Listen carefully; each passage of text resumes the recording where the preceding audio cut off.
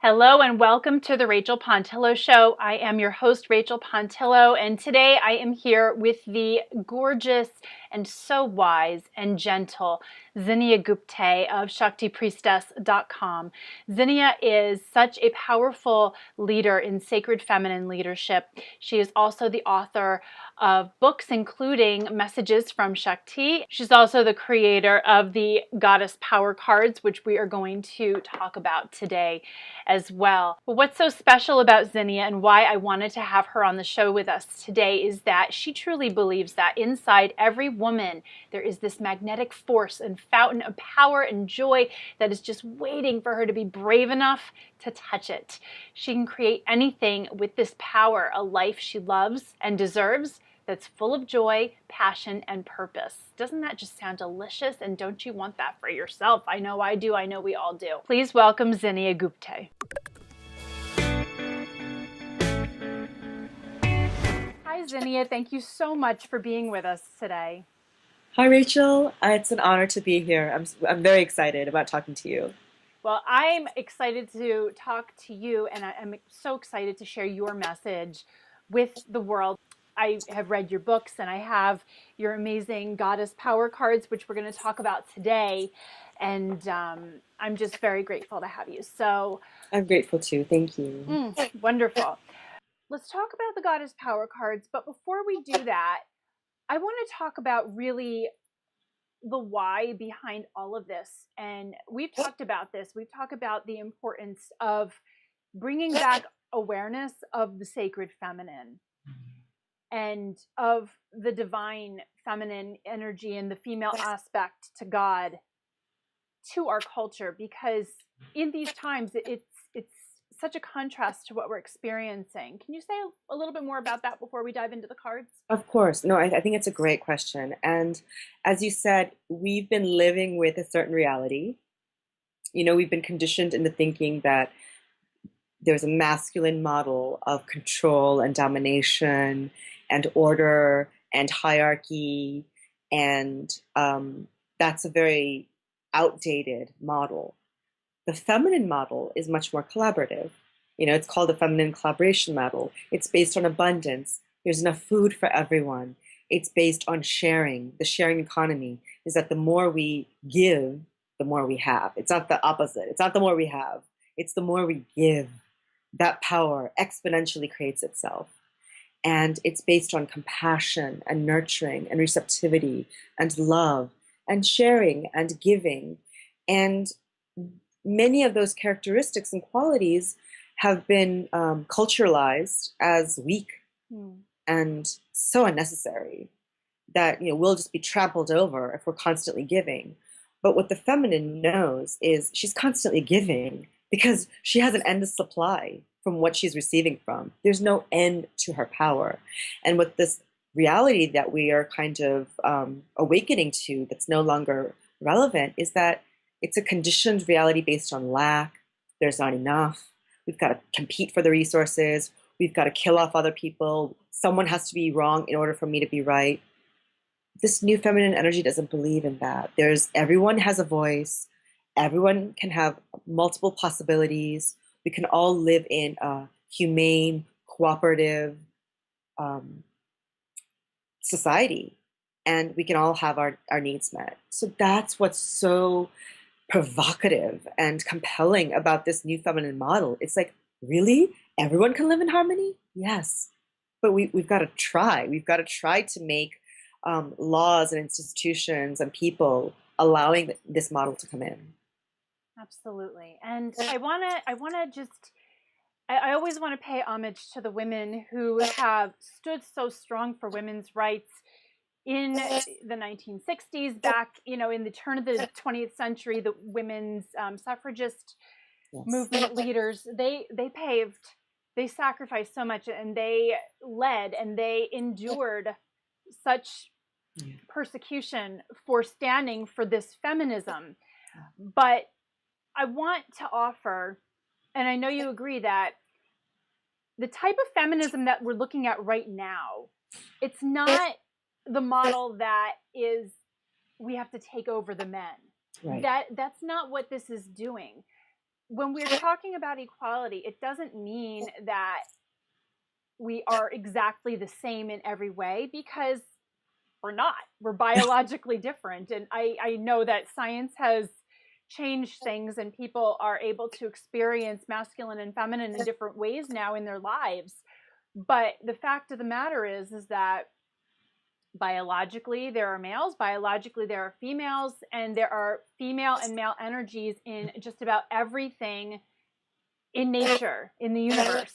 And this is what the new sacred feminism is bringing forth, is this balance, this complement, rather than this, girl power, down with men. We love the men. Yes. We're not trying to get rid of the men, but we're trying to work together, Yes, to create this balance and create this new peaceful harmony. And that is, even though it feels very new, it's actually quite ancient. And I got this message the other morning that when we talk about history, his story, but anything before that is not written down is considered prehistory. But if you look at anthropology and you look at archaeology, it's actually not his story. It's not his story. It's her story. yes. So I got this channeled message that prehistory is her story. Yes. And we're not stifling his story, but we're trying to tell the whole story. Yes.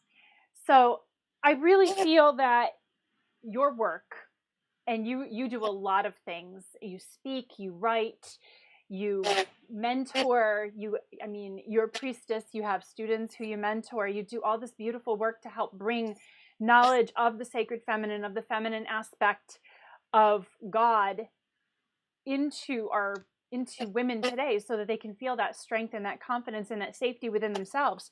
But I want to talk about these gorgeous cards today, because now I'm a bit of an oracle card addict. I have way too many of them, and I have some that I haven't even opened, that I have been sitting on my shelf, but they look so beautiful. I want to have them because the art and the stories, they're just so beautiful. But I have to say, I've only had your card deck for about a month now, but I find myself coming back to it. Oh.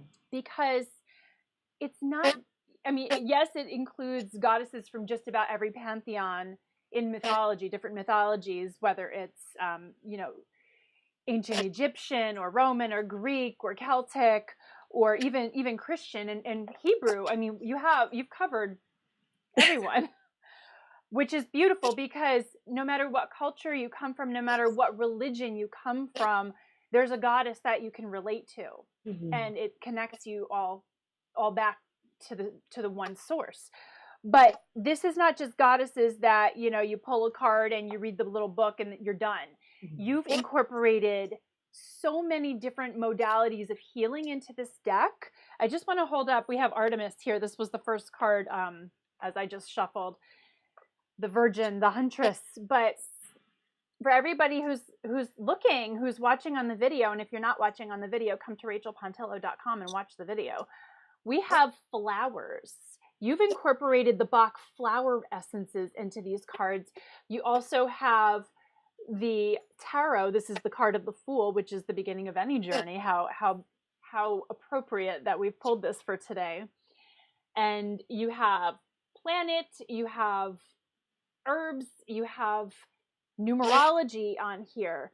So whatever healing system is most resonant for you, there is that for you in this deck. So if you're a numerology person, this could be a numerology deck. If you're a Bach flower essence person, this can guide you in what essences to get started with or to take for that particular day. If you're a goddess person, there's goddesses galore. If tarot is your thing, then you've got the full deck. I love how passionate you are about this. Thank you. Well, thank you, because wanted, yes. Yeah, and they're beautiful, and I really felt moved to share them. So thank you for creating these, of course.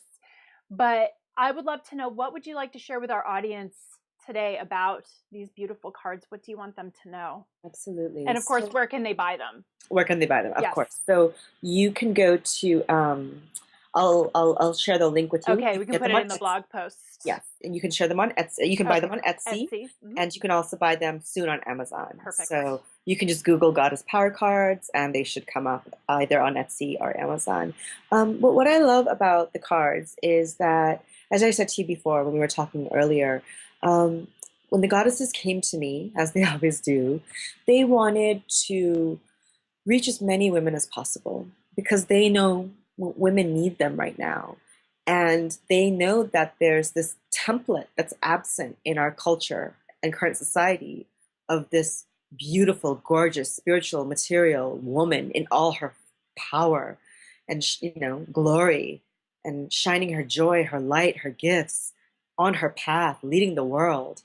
Many women don't have a template for that. Many women see women acting like men, succumbing to the patriarchy, succumbing to rules. So what they said was, we these cards came to me at a time where they wanted to come through. They wanted to share all their facets with them, all the different gifts of a whole integrated woman, which is really a goddess. And so these cards are all about the sacred feminine power. And there's so many aspects to power. It's, like I said before, it's trust is a power, nurturing is a power, truth is a power, compassion is a power, boundaries is a power, strategy is a power. So all these goddesses represent a power. So there's Fortuna, and she represents abundance. It takes time to program your mind into an abundant mindset versus a lack mindset. Shakti is life force, so breaking out of limitations and making sure this volcanic life force is flowing through you. So flow, that's a power. Athena is all about truth and strategy. That's a power, to be strategic about your life, to have a plan, and to move forward not like abruptly or reactively. Mott is all about justice. That's a power, balancing, so really being humble and noble at the same time, strong and not dominating, strong and kind at the same time. So these cards show women how much power they have, the gifts that are available to them, and the discovery of their gifts. We are also meant to think that after college, you go into one job and you have that one accounting job or advertising job or health and beauty job, and that's it. But we are not built for that. We're built for constant actualization and getting to know what our gifts are and what our path is. And that's what really brings us into a level of mastery, personal mastery, mastering our power, mastering our gifts. And these are really successful habits of people when you're constantly looking at yourself and finding that next strength and cultivating that, mastering that, and going on to a new strength, breaking away limitations. So I think that's the real power behind these cards, is they show you your authentic power and all the ways that you can come to discover what that power is through your gifts. So the biggest question that I hear from people who are feeling maybe a little bit overwhelmed or intimidated or even shy about accepting the goddess within, it's not about goddess worship for those who are not open to that, but it's about understanding that the goddess lives within you. But what is the biggest benefit, would you say, of recognizing that divine feminine energy within yourself and really embodying that? What does that mean, and how are women going to benefit? Absolutely. So I can answer that with a quick story about my own journey. Please. And if you go to my site, shaktipriestess.com, you can just click on Meet Zinnia, and my story is there. And this was a time in 2010 when I was getting divorced and separating from my husband of 12 years. It was a long time. And I was losing everything: my home, my job, my husband, a career, a city. I felt very alone, debilitated, crippling, doubt, was taking over me. And it felt like spiritual abandonment. Mm. So I got on my knees and I said, if there's anyone out there, show me, because I don't know what to do, where to go. I've lost everything. Please show me. And a voice came through me, and the voice said, dance. And I said, I just told you I'm losing everything. You want me to dance? And so what ended up happening was that I was eventually led to go on vacation to an island in the Mediterranean called Ibiza, Spain, where as a child I was trained in Indian dance, but I hadn't danced for years. Mm. When I started to dance again, I started generating joy. And when I started generating joy, I started to manifest. And I surrendered to nature, and I surrendered to a higher force that was kind of leading the way at a time where I had no faith, where I was completely in material crisis. So I think that the biggest benefit for women is we rely way too much on the material world to guide us. And for me, everything was taken away. And there was a voice that led me to a vision, and a vision that led me to a landscape of high vibrational qualities that led me to the discovery of my gifts. And I was led through the entire process by my intuition. That voice that came through was divine guidance. It was the divine calling. But I had to get still enough. I had to surrender. Because if I was just going to hustle and get busy like a busy bee, I would have created something on the same vibration that was being destroyed. So I had to really clean myself out and start creating and reliving from a new place, a divine place. And up until now, it's been sustainable because I'm creating based on love, on harmony, on giving, on sharing, on trust. And so I think that the biggest benefit is trusting in a source that will help you build a material world that will last. But when we get only stuck in material, and our identity is wrapped up only in a source outside of us that's going to be our savior, what happens when we lose it? Mm-hmm. We lose our identity, we lose our trust, we lose our faith, because that is tied to something outside of us, whereas the divine is always inside of us. I can always tap into that faith. I can always tap into that guidance. I can always tap into those inner resources and create from there. So now I'm not afraid if I lose everything again, because I know I have what it takes inside to just build and keep going. Does that resonate with you? It really strongly resonates with me.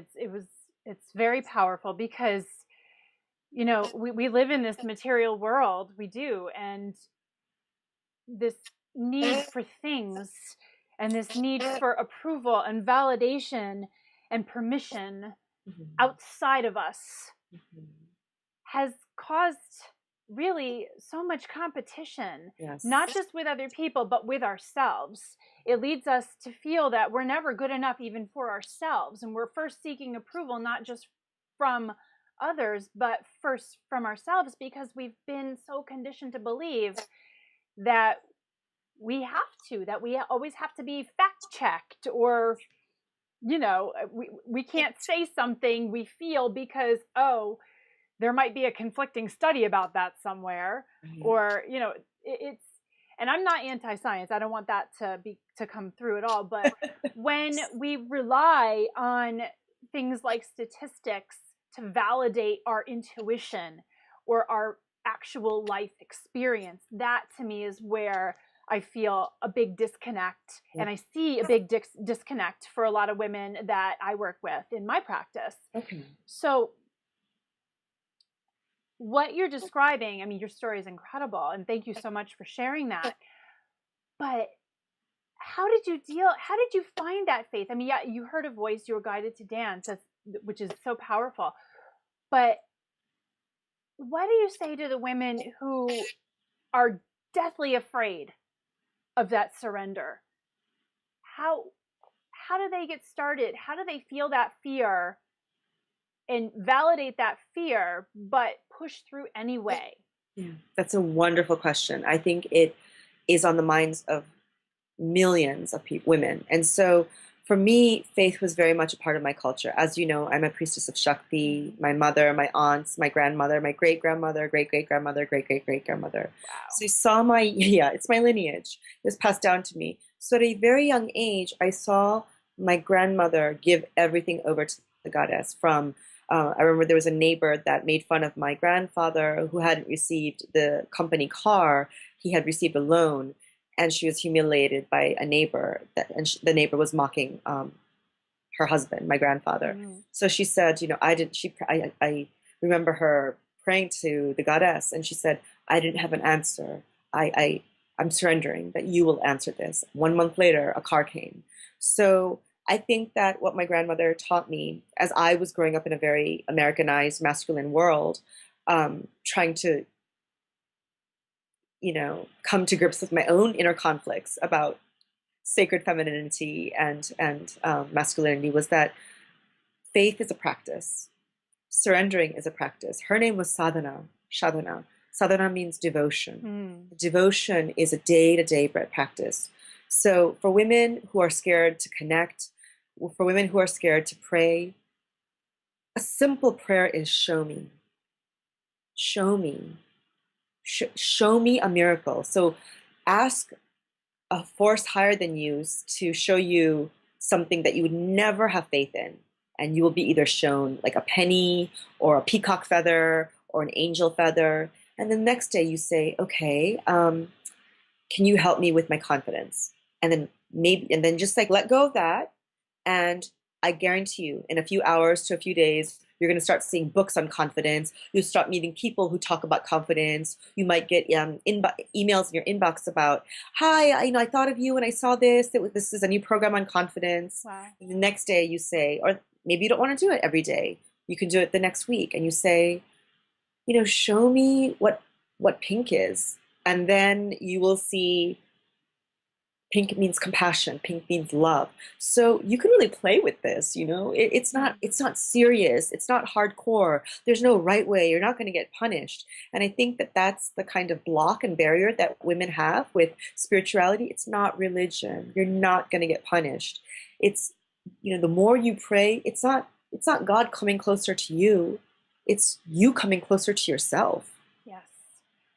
So prayer is just an opening of communication. Like, you get upset when your boyfriend or the guy that you're seeing isn't texting you or calling you back. But when you pray, when you show up, there's always a response. God and Goddess always text you back, okay? They will Mm. always text you back. You will always get a response. And it will be in a way that you never imagined. So once you start playing with that idea of, I'm going to ask a question, I'll receive a response, that can really develop a practice and your faith. And it's not about demanding. I just want to put that Right. in. Like, it's not about like, okay, so just show me. It comes from a humble place of, I'm willing to listen to you. Please, will you also communicate with me? It's a two-way co-creation. Yeah, it's really important that you said it like that because yeah, we have these images of, people commanding things like, show me now, this is not like casting a spell. This is not like, here's your magic wand, poof. I have my, both my kids are really into Harry Potter, and my older daughter, she's 12. She's like, I want to go to Hogwarts. I'm like, you want to learn magic? I can teach you magic. But it's not the kind where you can just like zap something and poof. That's not what this is. Like what you said, this is a two-way conversation, and it's asking, it's being open to receive, and it's also giving back with that humility and with that desire to act once, and the intention to act once the intuition has been given. But something that's also really important is that I encourage, and I'm sure you do too, is to let go of an expectation of the form of that response, because nature and the universe and the goddess, they don't necessarily communicate with English words. You're not going to necessarily hear, I am the goddess and this is what I want you to do. It might not happen like, it might happen like that, but it might not. Like you said, it could be a penny, it could be a peacock feather. It's funny, you did a beautiful reading for me before we started today, and thank you again so much for that. But one of the cards you pulled for me was the Morrigan, who was a goddess that I had connected with for quite some time. Very misunderstood goddess, but there's a lot of healing that comes through working with her, or with them, I should say. But her her main animal, her main spirit totem is the raven. Yes. And we don't have a lot of ravens around where I live often. At least they've never visited me. But at a very spiritually difficult time in my life, I was visited by ravens. And then over this past 2 weeks, I've had more than one instance where I looked outside and there were like 12 ravens in my yard. I'm like, what are you doing? And the ravens are associated with the Morrigan. So when you pulled that card, I'm like, yep, it's another message. And then I think the last card you pulled for me was Durga, and this is not a goddess that I've studied in depth, but her name literally popped into my mind 10 seconds before you pulled that card. Right, I remember you saying that. And it's just these things, we have to pay attention to the messages, and you don't have to doubt where it's coming from. It's coming from a positive place. You're safe. This is all safe. And like you said so powerfully, and I know this is going to resonate with so many women, you're not going to get punished for connecting with these feminine aspects of yourself. And what the goddesses represent are not things, they're not necessarily things that you're worshiping. They're simply different means for you to connect with different aspects of your higher self. Yes. Different ways to create, different ways to express yourself, different ways to give to another person, different ways to love yourself. They know all about that. And they're willing to share that knowledge and their wisdom with all of us who are up for the asking.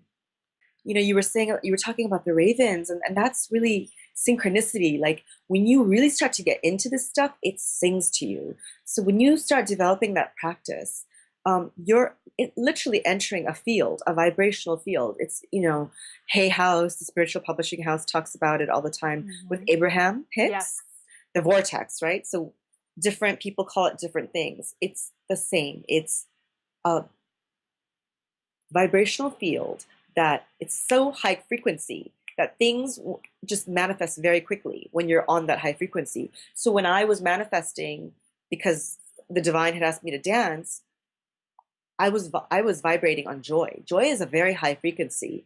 When you're in joy, you're open, you're like a playful child, you're receiving messages, you know the next step to go, you're moment to moment, you're in a very playful mode. And because you're in surrender like that, you just kind of trust the next thing that's going to happen to you. If something doesn't work out, you're okay with that. That kind of expectation that can strangle you kind of just softly subsides. And so all this is to get you into balance with, all right, I'm getting these instructions. I trust in these instructions. They're for my highest good. They're going to benefit me. And then, this is when your ego comes in. Then you act.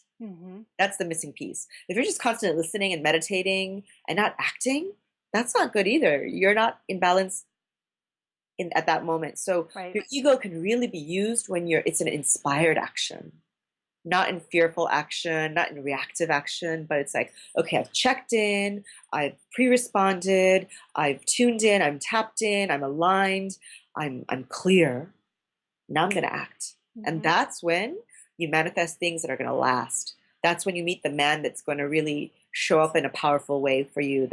He's supportive. You're going to meet friends that are going to want to give to you and help you and uplift you. You're going to go to places that inspire you. You're going to read books that will change your life. So it becomes a really beautiful way of living. Absolutely. Well, thank you so much for sharing all of that. And of course, thank you again for creating and making available the Goddess Power Cards. And we're going to make sure that we share the links for where people can experience these for themselves in the show notes for this episode. Great. So thank you again, Zinnia, just for being who you are and being true to who you are and sharing your gifts and sharing your divine message, because this is what happens when people live their life purpose, when they connect with their higher selves and they are able to know who they truly are and recognize that divine wisdom within. That is when we are able to fulfill our life purposes. And you don't have to go through trauma or suffering to be able to do this. You just have to be open, and you have to just look within and connect. And then, like you said, act. Once you get that intuition and that inspiration, act on it. Yes. Thank you so So much, Rachel. It's been a pleasure to be on the show. And I just want to let your audience know, look out in April. I'm going to be teaching readers on how to read the cards and be facilitators. So, if this is a gift you have to read and to be an oracle reader yourself, I would be happy to support your dreams, teach you about these goddesses, because there's a lot of women who are very intuitive out there, and I would love to support them in that journey. oh my gosh, I think that's going to be a wonderful opportunity. And if they get on your list on your website, they will Yes, be notified of when that will absolutely. come. So, and I know you have a bundle of some reading materials that you offer on your website as well that people can sign up for. It's a free gift. Actually, that's a great Perfect. way for women to anyone in the audience that is a bit scared or is just ready to go. Just go to my site, shaktipriestess.com, and on the homepage there's a free gift, and it's goddess affirmations, and it's a goddess manifestation soul kit, Mhm. and 5 ways to open your goddess self, the 5 sacred keys. So if you're open to discovering the goddess inside of you, I have a beautiful free gift that you can just start with right away and really discover how powerful you are. Perfect. Well, Zinnia, thank you so much. You are a shining light. Keep shining. And I'm grateful to be connected with you. And thank you again. Thank you, Rachel. Namaste. Namaste. Thank you so much for joining us for today's episode of The Rachel Pontillo Show. And thank you, of course, to the wonderful Zinnia Gupte for sharing such beautiful, sacred feminine wisdom with us. It's such a message that is needed now, really more than ever. And we are going to do more on this show to promote messages like this because this is the message that the world truly needs to hear. It's so healing and so empowering, not just for women, but for men too, because the divine feminine resides in everyone. It's not just women. So please head on over to rachelpontillo.com so that you can click the link to purchase your deck of Zinnia's Goddess Power cards. It's a beautiful deck. And while you're there, be sure to also leave a comment and let me know what you thought about this episode. But you also want to visit Zinnia's website, shaktipriestess.com, because she has a fantastic Shakti Goddess gift bundle for you that is just waiting for you. It is a free pack of amazing resources, and you can sign up to receive that via email right on her website. And she has such amazing things coming up, so you're definitely going to want to stay abreast of all of that. Some very exciting things. So I hope you enjoyed this episode today. It was really such a gift for me to be able to share Zinnia's message with you. And I hope you like it and share it. Subscribe to my YouTube channel and my iTunes channel. And I will be back soon with a new episode. Thank you so much, and I wish you a beautiful day.